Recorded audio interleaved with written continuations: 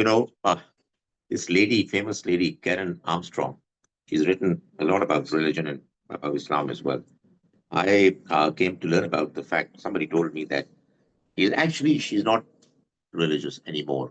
She was a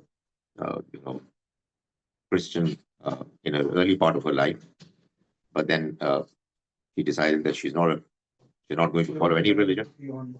Yeah, and one reason that was mentioned was that she could not satisfy herself with you know this question as to why could God ask a father to slaughter his son to satisfy him. Now, Omar said that he's fond of mentioning his stories. Let me mention my story as well. I actually uh, found her residence in London. Somebody introduced me to her, and I actually told her that, look here, this is the explanation of that particular story. And as you know, the English people do, she said, well, interesting. So what I said to her was that, look here, Ibrahim alayhi salam, Abraham saw a dream. A dream is quite often not literal.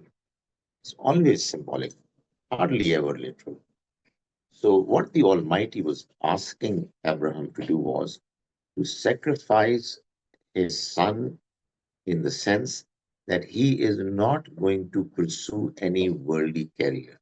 He is not going to do business, etc. He is going to devote himself exclusively for serving the house of God. That is what that sacrifice meant. Abraham was wise and intelligent enough to know that that is a possibility. But he also felt that the literal meaning could also be a possibility.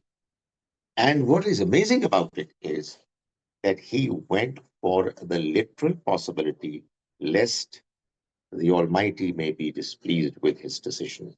And obviously, the Almighty never wanted it to happen. I mean, why would he have spared from Ismail to be sacrificed literally had it not been his initial plan? So again, it really has not been properly understood and explained. And as I said, sometimes the casualties are as big as Karen Armstrong. I mean, she says, "No, I don't understand it."